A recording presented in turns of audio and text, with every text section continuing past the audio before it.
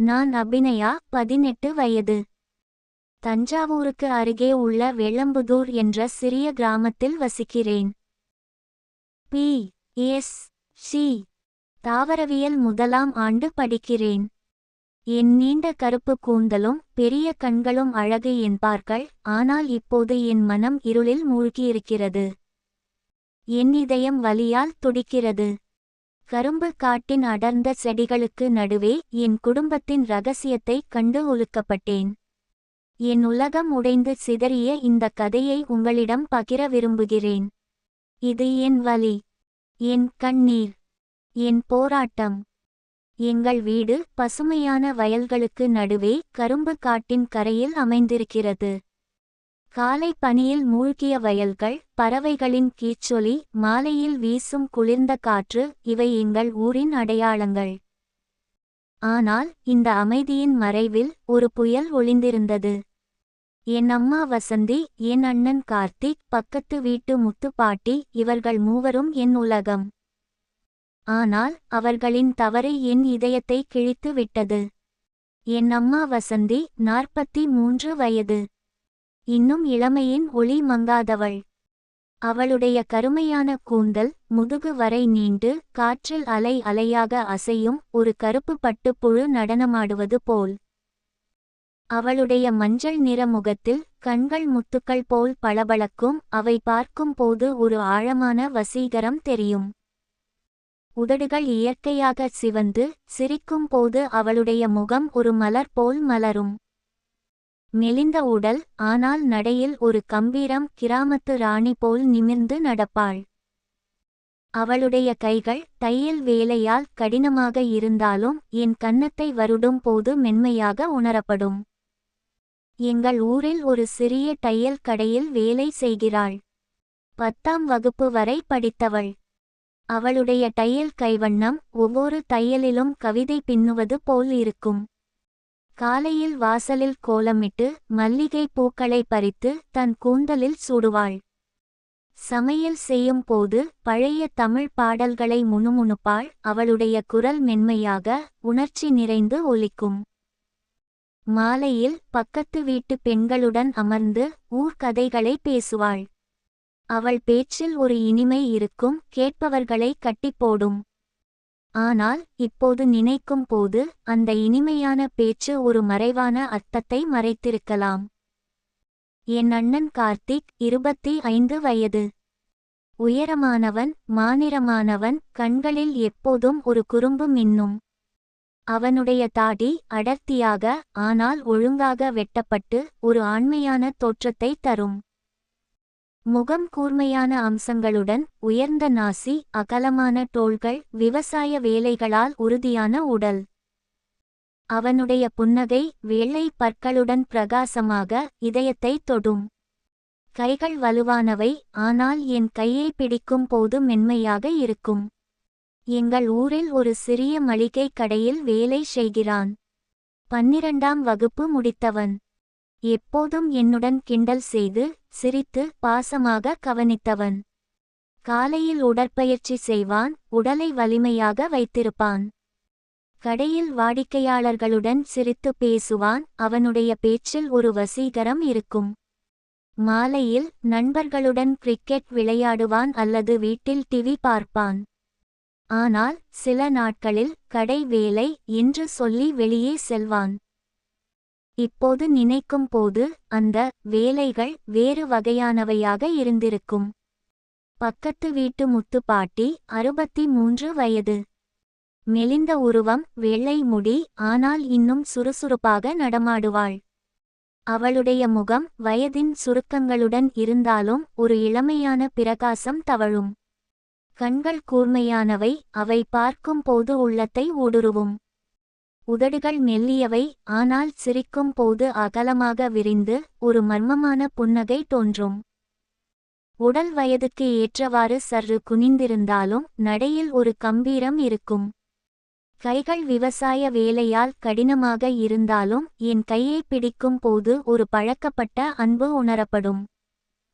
படிப்பு இல்லை, ஆனால் ஊரில் பஞ்சாயத்து செய்யும் அளவுக்கு பேச்சாற்றல் உள்ளவள். விவசாய நிலத்தில் சிறு வேலைகள் செய்து பிழைப்பவள்.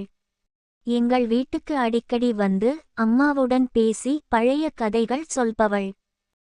காலையில் கோயிலுக்குச் சென்று பூஜை செய்வாள். பிறகு நிலத்தில் களை பறிப்பது, பயிர்களை பார்வையிடுவது. மதியம் வீட்டில் ஓய்வெடுத்து பழைய புத்தகங்கள் படிப்பது அல்லது ரேடியோ கேட்பது. மாலையில் பக்கத்து வீடுகளுக்குச் சென்று கதை பேசுவாள். அவள் சொல்லும் கதைகள் பழங்கால கதைகள், அவற்றில் ஒரு மர்மம் இருக்கும். இப்போது நினைக்கும் போது அந்த கதைகள் அவளுடைய சொந்த அனுபவங்களை மறைமுகமாகச் சொல்லியிருக்கலாம். அவர்கள் மூவரும் அடிக்கடி தனிமையில் சந்திப்பது முதலில் எனக்கு சாதாரணமாக தோன்றியது. ஆனால் பின்னர் அதன் பின்னால் உள்ள இருண்ட உண்மையை உணர்ந்தேன். வீட்டில் யாரும் இல்லாத நேரங்களில் காலை, மதியம் அல்லது மாலை அவர்கள் கரும்பு காட்டின் அருகே சந்திப்பார்கள். முதலில் அம்மாவும் முத்து பாட்டியும் வீட்டு வாசலில் பேச ஆரம்பிப்பார்கள்.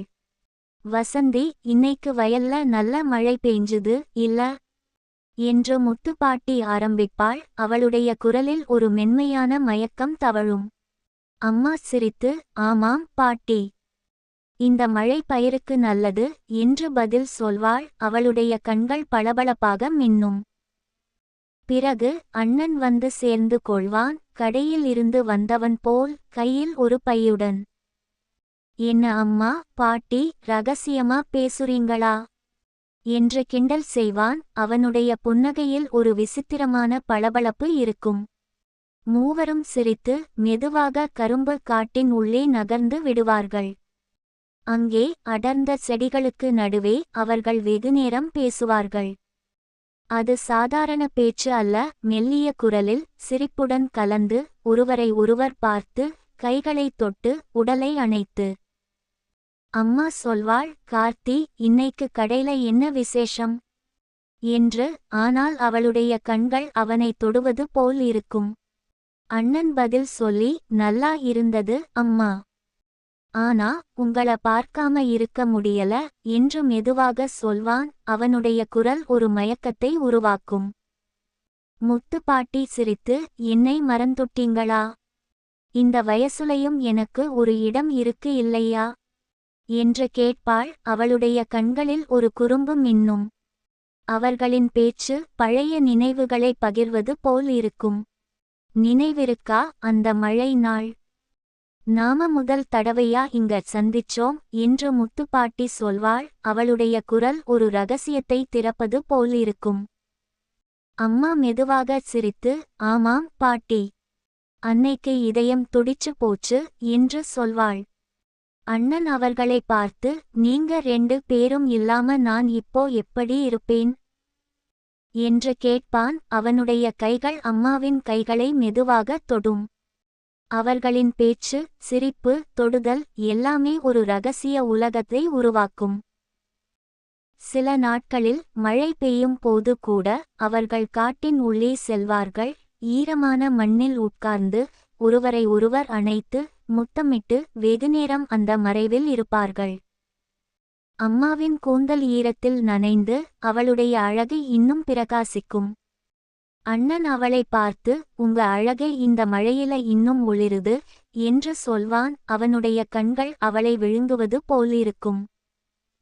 முத்து பாட்டி, இந்த வயசுலையும் உங்க 2 பேரையும் பார்க்கும் போது இளமையா இருக்கு என்று சிரிப்பாள். அவளுடைய குரல் ஒரு விசித்திரமான மகிழ்ச்சியை வெளிப்படுத்தும். அவர்கள் சந்திப்புகள் வாரத்தில் 3 அல்லது 4 முறை நடக்கும். ஒவ்வொரு முறையும் அவர்கள் உலகத்தை மறந்து அந்த கரும்பு காட்டின் மறைவில் மூழ்குவார்கள். அது ஒரு வெயில் கனன்ற மதியம். பள்ளி விடுமுறை என்பதால் வீட்டில் இருந்தேன். வீடு அமைதியாக இருந்தது. அம்மாவை காணவில்லை, அண்ணனையும் காணவில்லை. எங்கே போயிருப்பார்கள் என்று யோசித்தபடி வெளியே சென்றேன். கரும்பு காட்டின் அருகே மெல்லிய குரல்கள் கேட்டன. ஒரு மயக்கமான சிரிப்பு, ஒரு மென்மையான பேச்சு. என் கால்கள் தானாக அந்த பக்கம் நகர்ந்தன. கரும்பு செடிகளுக்கு இடையே மறைந்து நான் எட்டி பார்த்தேன். அங்கே என் இதயம் நொறுங்கியது.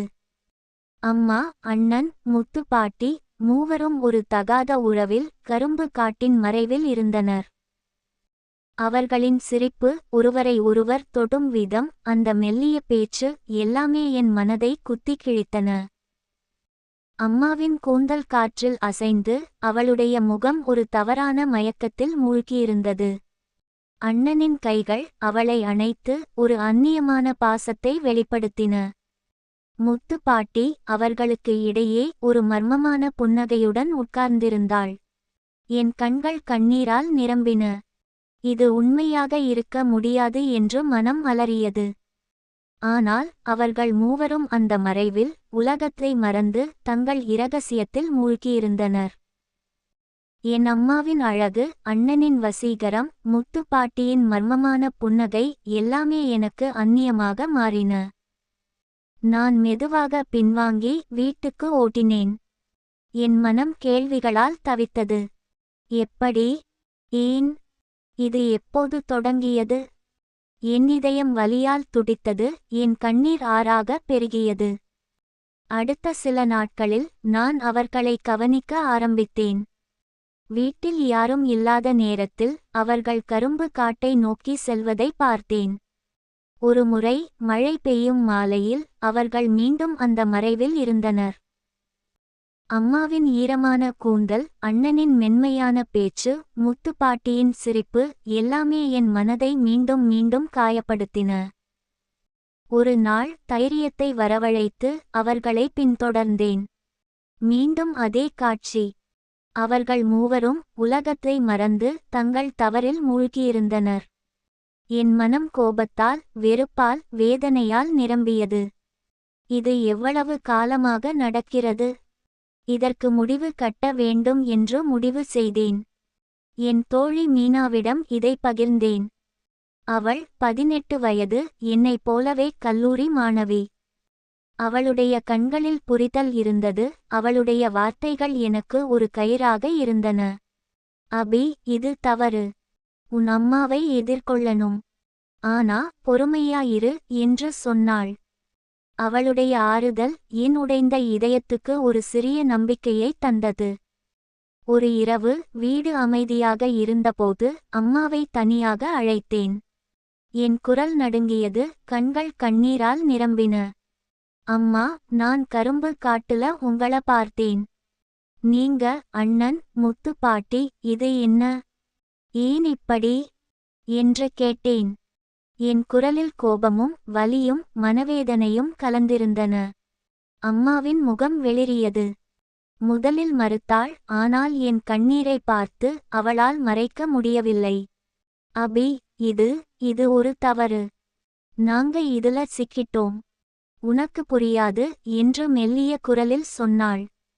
அவள் கண்களில் குற்ற உணர்வு தெரிந்தது, ஆனால் அது என் வலியை குறைக்கவில்லை. அம்மா, இது தவறு. இத நிறுத்தணும். இல்லைனா நான் வெளியே சொல்ல வேண்டியிருக்கும் என்று அழுதபடி கத்தினேன். என் இதயம் உடைந்து கண்ணீர் ஆறாக பெருகியது.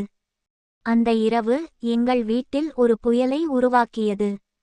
அண்ணனும் முத்து பாட்டியும் என் கேள்விகளுக்கு பதில் சொல்ல முடியாமல் தவித்தனர். அபி, இத வெளியே சொன்னா நம்ம குடும்பம் அவமானமாகிடும் என்று அண்ணன் கெஞ்சினான், ஆனால் அவனுடைய குரலில் உண்மையான வருத்தம் இல்லை. முத்து பாட்டி மௌனமாக உட்கார்ந்திருந்தாள், அவளுடைய கண்கள் தரையை பார்த்தன. அவர்களின் அழகு, அவர்களின் பேச்சு, அவர்களின் புன்னகை எல்லாமே எனக்கு ஒரு கனவாக மாறியது, ஒரு கெட்ட கனவு.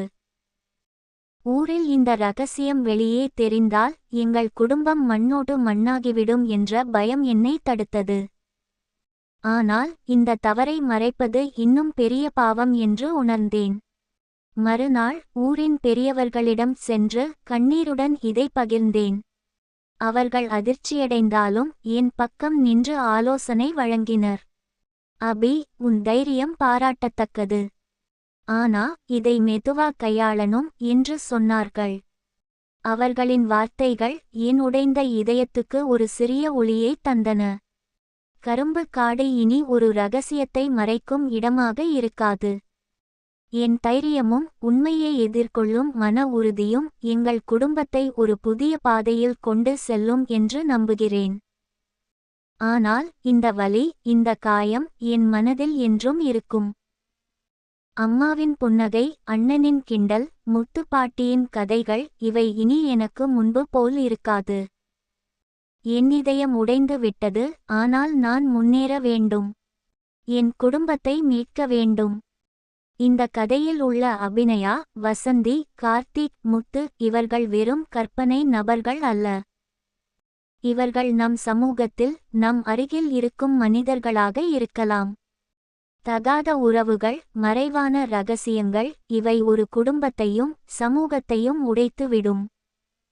இதுபோன்ற சூழ்நிலைகளை எதிர்கொள்ளும் போது மௌனமாக இருப்பது பாவத்தை வளர்க்கும். தைரியமாக உண்மையை எதிர்கொள்ளுங்கள்.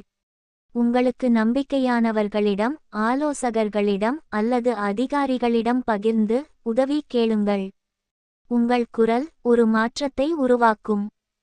மறைவில் வாழும் ரகசியங்கள் ஒரு நாள் வெளிச்சத்துக்கு வரும். அதை எதிர்கொள்ளும் தைரியம் நமக்கு வேண்டும்.